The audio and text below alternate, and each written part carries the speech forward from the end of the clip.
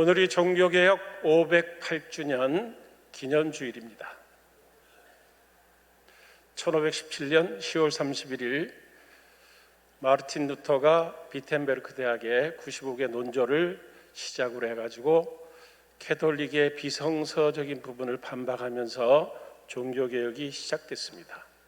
여러분, 종교개혁의 본질이 무엇입니까? 매년 10월 마지막 주일에 기념으로 이렇게 드리는 것으로 끝나는 것이 종교개혁을 기리는 것일까요? 종교개혁의 참 뜻은 성경으로 돌아가자는 거예요. Back to the Bible. 그러면 성경으로 돌아가면은 성경이 우리에게 가르쳐주는 것은 무엇일까요? 그것은 모든 그리스도인은 사역자라는 거예요. 목사님, 선교사님, 풀타임 사역자들만 사역자가 아니라 예수 그리스도를 믿는 모든 사람들은 예수님을 구주로 영접하는 순간에 사역자가 된 거예요. 에베소서 4장 11절 12절에 그가 어떤 사람은 사도로, 어떤 사람은 선지자로, 어떤 사람은 복음 전하는 자로, 어떤 사람은 목사와 교사로 세우셨으니 이는 성도를 온전케 하여, 이 온전케 한다라고 하는 것은요, 준비시킨다는 것이고 훈련시킨다는 것이고 구비시키는 거예요. 사도, 선지자, 복음 전하는 자, 목사, 교사는 성도들을 구비시키는 자예요. 그래서 어떻게 하느냐? 봉사의 일을 하게 하는 거예요. 사역을 하게 하는 거예요. 그래서 그리스도의 몸된 교회를 세워나가는 거예요. 제가 이렇게 얘기하면 어떤 사람은 그런다. 우리 다 사역자 아닌가요? 성가대에서 사역하고 주차 봉사도 하고 다 사역하고 있는데 우리 사역자 아닌가요? 제가 말씀드리는 것은 일반적인 통상적인 사역을 얘기하는 것이 아니에요. 본질적인 사역이에요. 본질적인 사역은 우리는 양육을 해야 되는 거예요. 베드로전서 2장 9절에 뭐라고 되어 있습니까? 너희는 택하신 족속이요 왕같은 제사장이요 거룩한 나라요 그의 소유된 백성이니 이는 너희를 어두운 데서 불러내신 이의 아름다운 덕을 선전하게 하려 하심이라. 목사만 제사장이 아니에요. 신약 시대에 예수 그리스도의 부름에 반응한 모든 사람들, 그 사람들은 다 제사장이에요.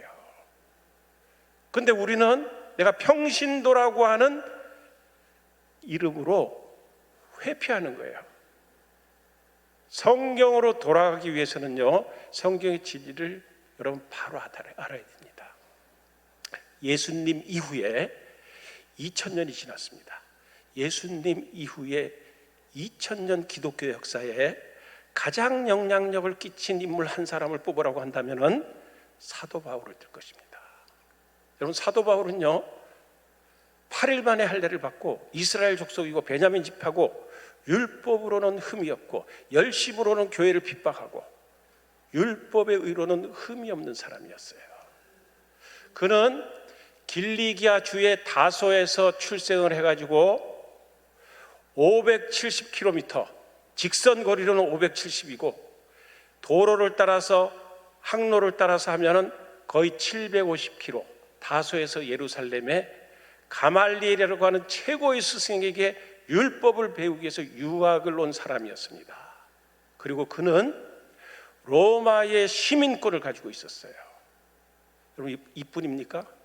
사도 바울은 너희는 가서 모든 민족으로 제자를 삼으라는 예수님의 지상명령을 그 어떤 누구보다도 가장 잘 실천한 사람이에요.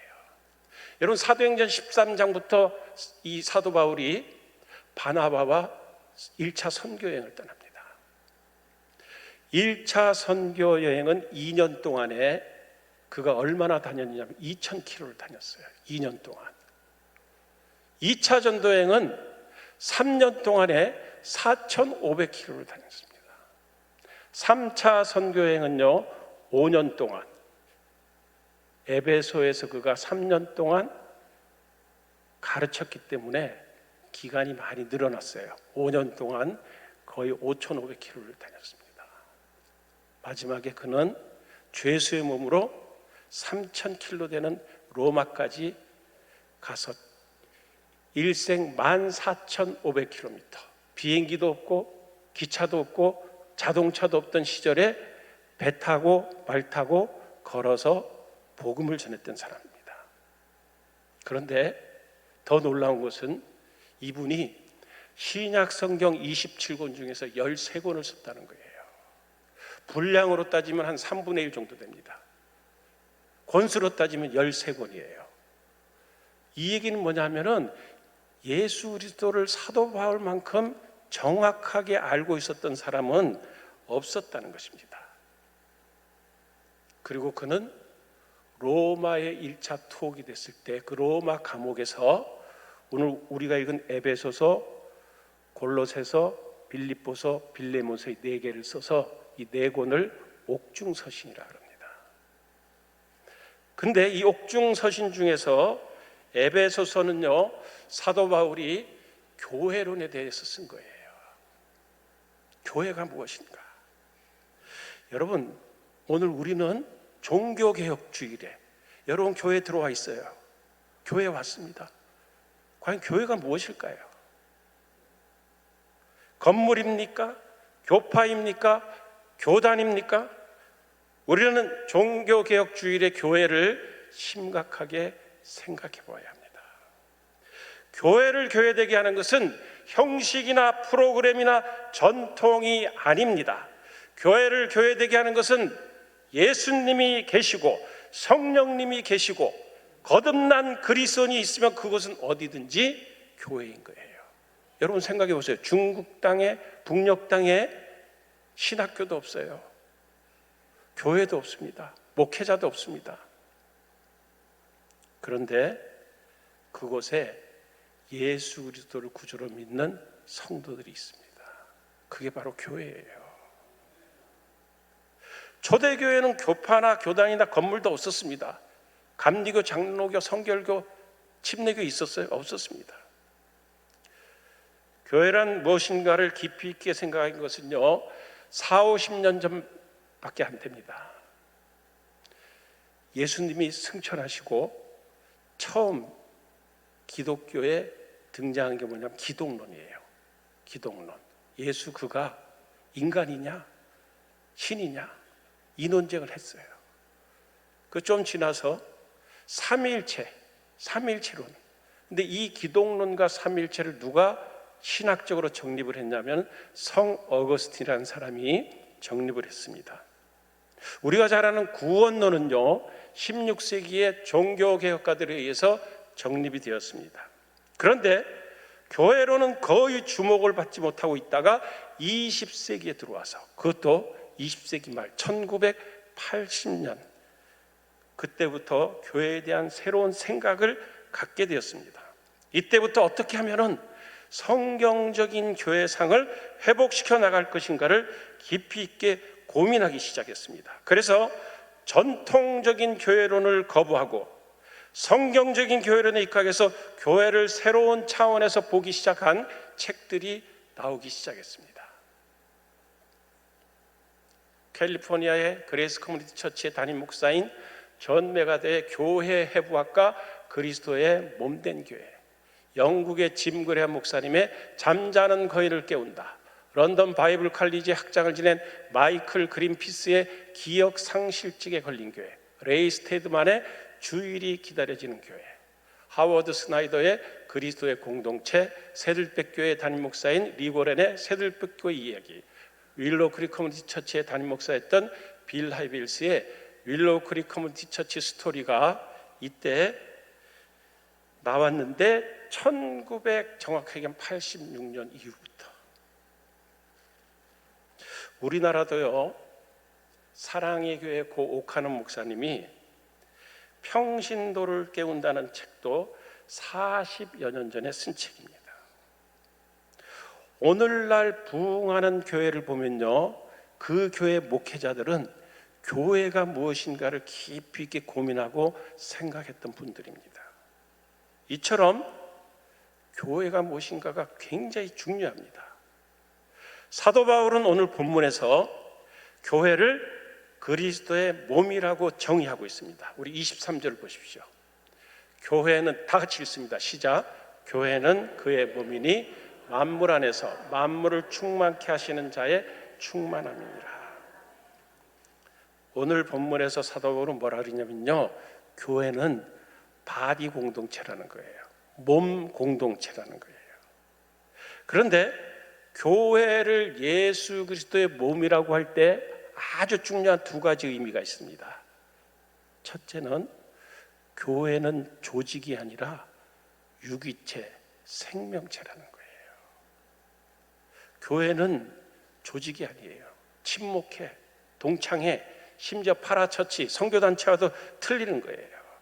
우리는 우리의 머리를 세탁해야 됩니다. 그래서 교회에 대한 인식을 바꿔야 돼요. 여러분, 몸이라고 하는 것은 생명체인 거예요. 생명체. 교회는 조직이 아니에요. 생명체인 교회가 시간이 가면서 조직화돼 버렸어요. 조직도 필요하죠. 생명체가 조직 속에 갇혀서 숨을 못 쉬어서 오늘의 교회는 다 질식해서 사망 상태에 있어요. 둘째, 교회는 공동체라는 것입니다. 여러분, 교회는 하나님의 놀라운 비밀이 들어 있습니다. 그 비밀 중에 하나가 교회는 공동체입니다.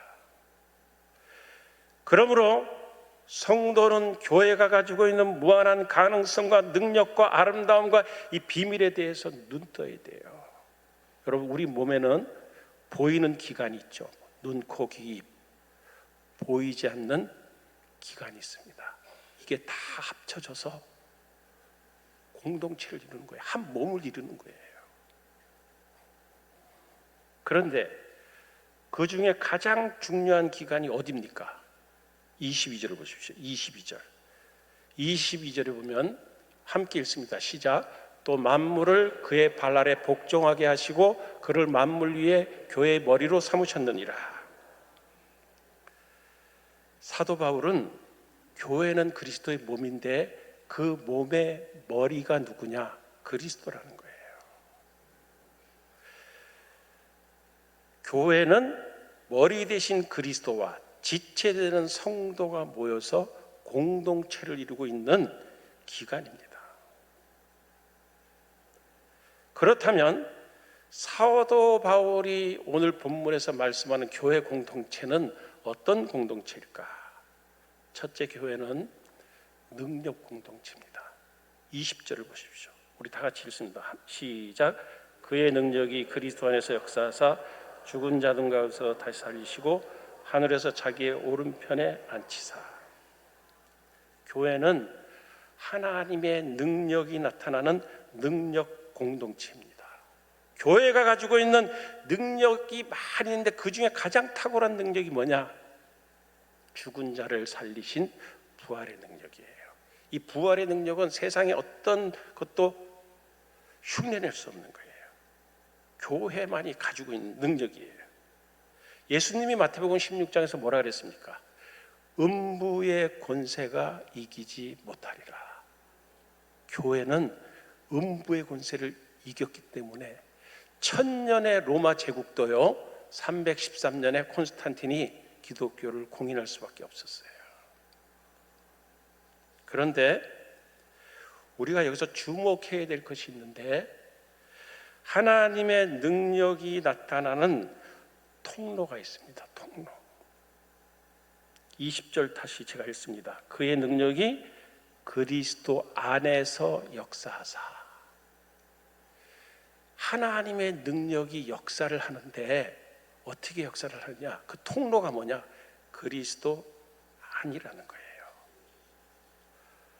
예수 그리스도 안에 하늘의 능력과 권세와 비밀을 하나님이 감춰두셨습니다. 여러분, 예수 그리스도 안에 생명이 있습니다. 예수 그리스도 안에 평안이 있고, 예수 그리스도 안에 구원이 있고, 치유가 있고, 천국이 예수 그리스도 안에 있습니다. 사도 바울이 서신 13권을 썼는데 그 13권의 주제가 뭐냐면요, in Christ예요. en Christo, 그리스도 안에예요. 우리 에베소서 1장을 읽었는데 1장 성경 다 보세요. 1장 1절에 그리스도 안에서, 3절에도 그리스도 안에서, 4절에 그리스도 안에서, 6절, 7절, 9절 쭉 해가지고 이 1장 안에만 그리스도 안에서 이 말씀 12번 나옵니다. 12번. 여러분, 예수 그리스도 안에 있는 권세는요, 대한민국 대통령의 권세, 미국 대통령의 권세, 우주의 권세가 아니에요. 하나님의 권세예요. 하늘의 권세예요. 21절에 보면요, 모든 통치와 권세와 능력과 주권과 이 세상뿐만 아니라 오는 세상에 일컫는 모든 이름 위에 뛰어나게 하시고, 부활하신 예수 그리스도가 하나님 우편에 앉아 계시는데 하나님이 그분에게 어떤 권세를 주셨냐면 모든 통치를 할 수 있는 권세를 주신 거예요. 우리는 마태복음 28장 19절 20절을 많이 암송합니다. 그러므로 너희는 가서 모든 민족으로 제자를 삼아 아버지 아들과 성령의 이름으로 세례를 베풀고 내가 너희에게 분부한 모든 것을 가르쳐 지키게 하라. 볼지어다 내가 세상 끝날까지 너희와 함께 있으리라. 그런데 이 말씀 19절 제일 앞에 뭐가 있어요? 그러므로가 들어있어요. 그러므로. 18절이 더 중요한 거예요. 18절에 뭐라고 되어 있습니까? 예수께서 나와 말씀하여 이르시되 하늘과 땅의 모든 권세를 내게 주셨으니 그러므로 너희는 가서 이렇게 해라. 빌립보서 2장 9절에서 11절에 그러므로 하나님이 그를 지극히 높여 모든 이름 위에 뛰어난 이름을 주사 하늘에 있는 자들과 땅에 있는 자들과 땅 아래에 있는 자들로 모든 무릎을 예수의 이름에 꿇게 하시고 예수 그리스도를 주라 신하여 하나님 아버지께 영광을 돌리게 하셨느니라. 여러분, 교회는요 시시한 게 아니에요. 교회는 이 하나님의 능력을 소유한 능력 공동체예요. 근데 이 능력이 누구를 통해서 역사하느냐? 교회의 머리 되시는 예수 그리스도를 통해서 역사한다는 거예요. 내게는 은과 금은 없지만은 나사렛 예수 그리스도 이름으로 일어나 걸으라 그러니 걸었습니다. 오늘의 교회는 은과 금은 풍부한데 예수가 없습니다. 종교개혁주일에 우리가 무엇을 기억해야 될까요? 잃어버린 예수 그리스도를 찾아야 돼요. 교회에 와서 어떤 인물을 보면 안 돼요. 여러분, 그 인물은요 나를 실망시킬 수 있어요. 여러분, 우리 교회에 가장 존경받는 분이 있다. 그분을 모델 삼아서 나가보세요. 언젠가 여러분 시험 듭니다. 여러분, 시험 들지 않는 유일한 길은 예수 그리스도를 구주로 표대 삼아서 나가는 거예요. 그분은 우리를 절대로 실망시키지 않습니다. 두 번째, 교회란 무엇입니까? 교회란 예수 그리스도가 주인인 예수 공동체예요. 예수 공동체. 22절을 다 함께 읽겠습니다. 시작. 또 만물을 그의 발 아래 복종하게 하시고 그를 만물 위의 교회의 머리로 삼으셨느니라. 여러분, 우리 몸에서 제일 중요한 게 뭐예요? 머리잖아요. 머리. 머리는 으뜸을 나타내는 거고 대표성이 있는 거예요. 주인이란 뜻입니다. 교회는 그리스도의 몸인데 그 몸의 머리가 예수 그리스도예요. 마태복음 16장에서 예수님이 처음 교회를 세우겠다고 했을 때 뭐라 그러니까? 또 내가 내게 이르노니 너는 베드로라. 내가 이 반석 위에 내 교회를 세우리니 음부의 권세가 이기지 못하리라. 이 말씀을 캐톨릭에서는 어떻게 이해를 했냐면요, 베드로에다가 중점을 뒀어요. 그래서 캐톨릭의 초대 교황은 베드로예요. 주님은 베드로라는 인물에 초점을 맞추지 않고 그가 고백한 신앙 고백, 주는 그리스도시요 살아계신 하나님의 아들이란 이 고백 위에 내가 주인인 교회를 세우겠다는 거예요. 오늘 한국교회 주인이 누구예요? 헌금 많이 낸 사람? 기득권 있는 사람? 오래 다닌 사람? 여러분 심각하게 생각해 보셔야 됩니다. 한국 교회가 왜 힘을 잃어갔습니까? 돈도 없던 교회가 빈약한 시절에는요, 세상을 이끌어갔어요, 크리스찬들이. 근데 지금 모든 것을 가지고 있는데 왜 교회가 세상에 영향력을 발휘하지 못합니까? 거룩성을 상실했기 때문에, 순결함을 잃었기 때문이에요. 교회의 힘은 거룩에서 나오는 거예요. 하나님이 거룩하시기 때문에 우리가 거룩해야 돼요.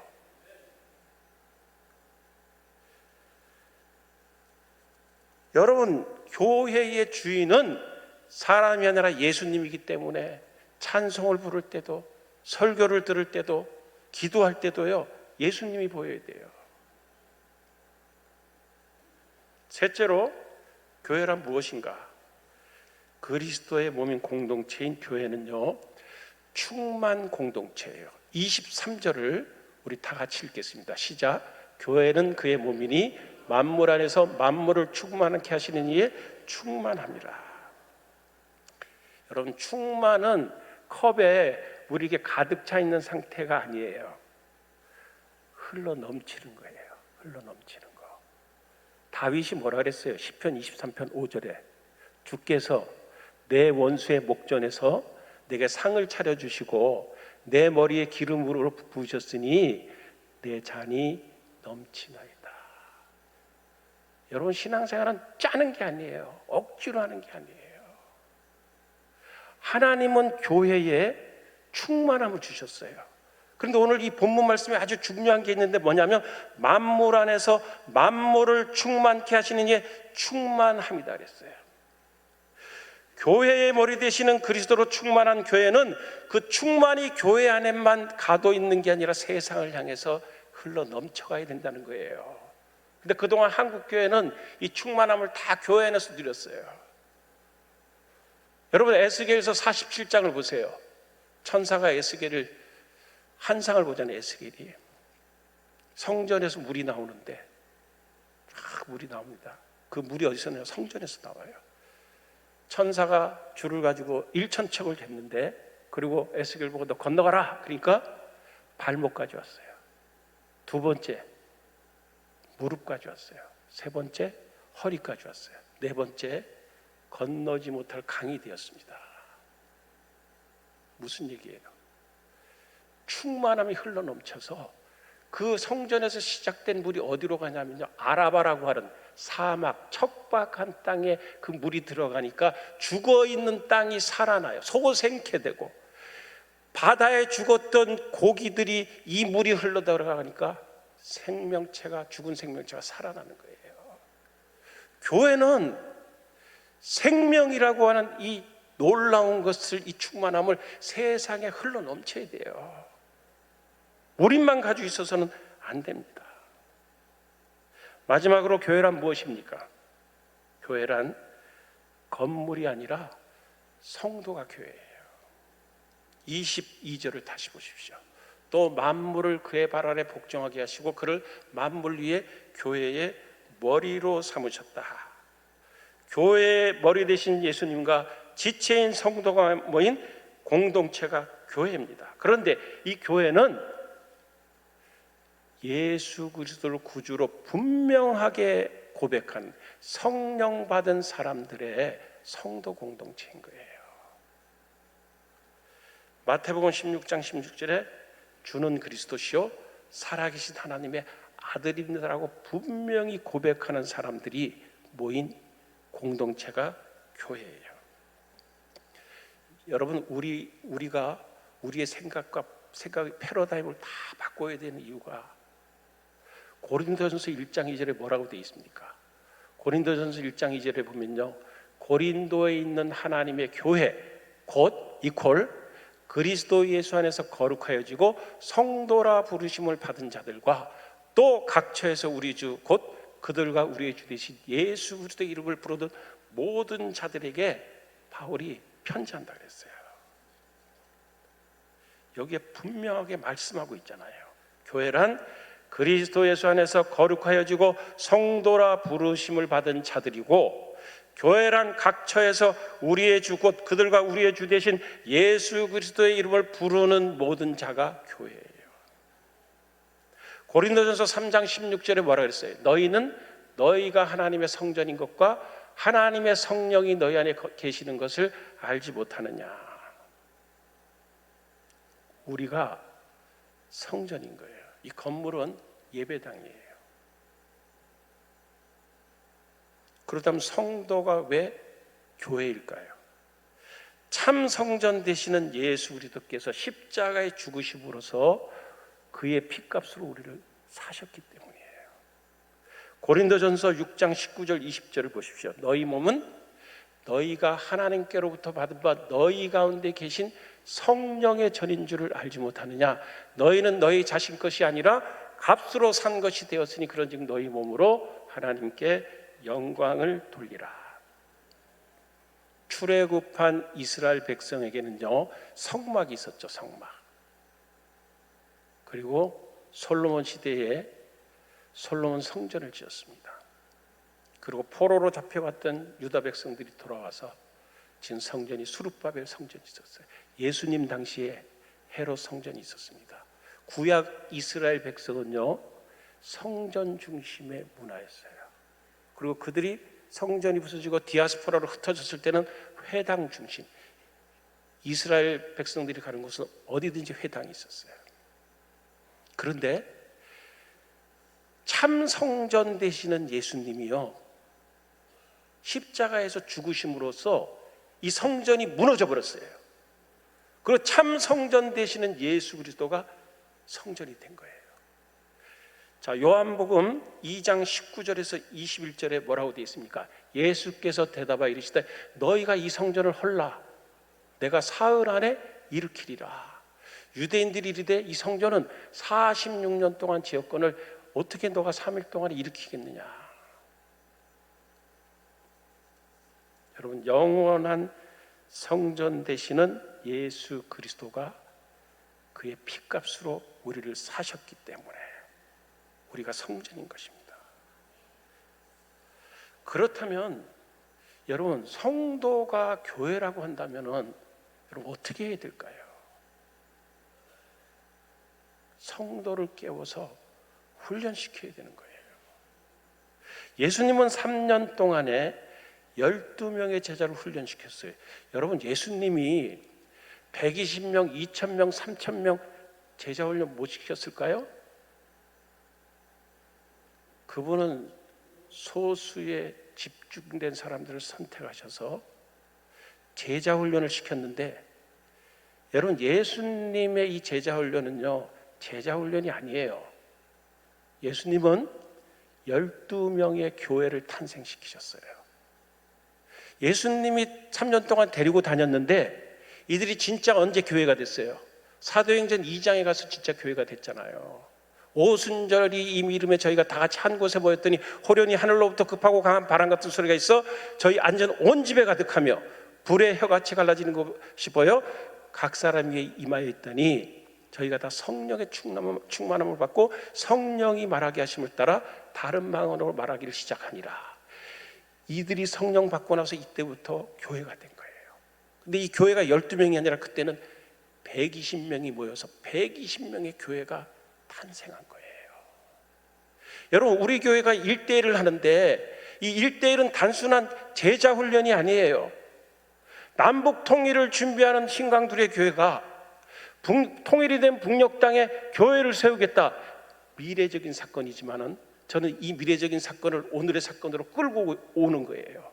우리가 1대1 양육자를 양육해서 한 사람 한 사람 세우면요, 그 세우는 시점, 현재적인 시점에서 북한의 교회가 하나씩 생기는 거예요. 이 1대1 양육은 단순한 사역이 아니에요. 교회를 탄생시키는 사역인 것입니다. 사랑의 교회를 개청한 고 옥하는 목사님은요, 성경에서 교회가 무엇인가를 발견했어요. 그리고 그가 1986년에 평신도를 깨운다는 책을 써가지고 교회, 성도가 교회라고 한다면 어떻게 해야 될까? 깨워야 된다는 거예요. 훈련시켜야 된다는 거예요. 여러분, 예수님은요 매뉴얼 만들고 학교 짓지 않았습니다. 사람에게 집중하셨어요. 우리 신강들의 교회도 이 시대를 선도하고 이끌어 가려면요, 성경으로 돌아가서 성경 속에서 평신도가 어떤 존재인가를 깨달아야 돼요. 여러분, 수동적으로 신앙생활하는 사람들이 이 평신도가 아니에요. 능동적인 사람이에요. 오직 너희는 택하신 족속이요 왕같은 제사장이요 거룩한 나라요 그의 소유된 백성이란 정체성을 깨달아야 됩니다. 여러분, 양육자가 되면요, 양육자가 되면은 아까 우리 권사님 두 분이 간증을 하셨잖아요. 내 능력으로는 할 수 없어요. 여러분, 양육하라 그러니까 많은 사람들이 그런 얘기를 합니다. 제가 어떻게 양육을 합니까? 제가 못하죠. 성령님이 하셔야죠. 성령님을 의지하고 순종하면 역사가 일어나는 거예요. 여러분, 하나님의 일은 내가 하는 게 아니에요. 하나님이 하시는 거예요. 이 진리를 깨달아야 돼요. 여러분, 주일에 와서 일주일 동안 세상 속에 살다가요, 주일의 개념이 뭡니까? 쉼의 개념이 있잖아요. 안식의 개념도 있잖아요. 안식은 그냥 아무 일도 안 하고 쉬는 게 아니에요. 이 쉼을 통해서 내 주인이 누구인가를 깨닫는 게 이 주일의 의미예요. 1대1의 목적이 뭡니까? 예수 그리스도가 다스리는 삶을 살자는 거예요. 우리는 교회로 부름받았습니다. 이 교회는 재생산을 해야 돼요. 양육자가 되보면은 하나님 아버지의 마음을 알 수가 있어요. 자녀들이 내 마음대로 되나요? 근데 그 자녀가 결혼을 해서 자기 아이를 낳고 길러보면은 그 자녀는 자기 부모의 마음을 아는 거예요. 저는 양육을 하면서 묵상을 이렇게 해보면요, 저를 견인하면서 성숙시킨 것은 1대1 양육이에요. 저도 이번 7기에 한 분을 양육을 합니다. 저도 직접 현장에서 지시만 하는 게 아니라 저도 16주 동안 1대1 양육을 해요. 왜? 거기에 놀라운 비밀이 있기 때문에. 가나 혼인 잔치에 포도주 맛을 본 사람은요, 그 종들, 예수를 믿더라도 멋있게 맛있게 믿어야죠. 여러분, 우리 신강들의 교회가 정말 1대1에 목숨을 걸어야 돼요. 저는 피를 토하는 심정으로 말씀드립니다. 여러분, 1대1은 단순한 그 제자 훈련이 아니에요. 교회를 세우는 사역입니다. 우리 찬양을 하나 부르면서 말씀을 생각하겠습니다. 우리는 주의 백성이오니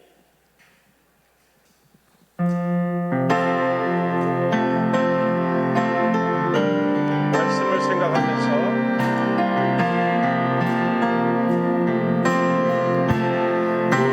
우리는 주의 백성이오니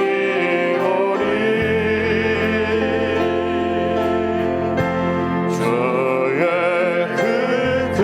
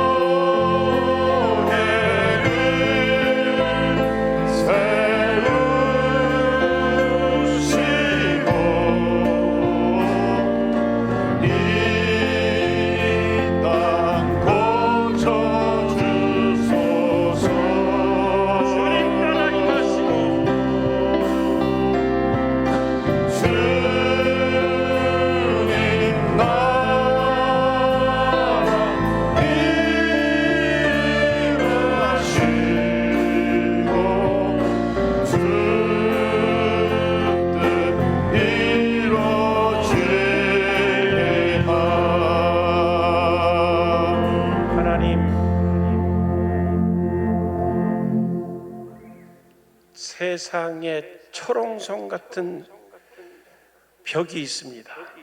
우리 힘으로는 그 벽을 허무를 수 없습니다. 여리고 성과 같은 세상의 그 철옹성이 능력의 공동체인 우리 성도들이 그리스도 예수의 이름을 가지고 나갈 때에 사단의 견고한 진들이 파해지고 부서지는 역사가 있게 하시고, 오늘 말씀을 듣는 우리 성도들이 이 시대의 마지막 소망은 교회요, 이 시대의 유일한 소망은 교회인 것을 깨닫고 교회론에 대한 확실한 신앙을 가지고 이 종교개혁 주일에 우리 자신을 개혁하고 우리 교회를 개혁하고 우리 신강들의 교회가 남북 통일을 견인하면서 열방을 향해서 쓰임받는 나라가 될 수 있도록, 교회가 될 수 있도록 축복하여 주시옵소서. 예수님의 이름으로 기도합나이다. 아멘.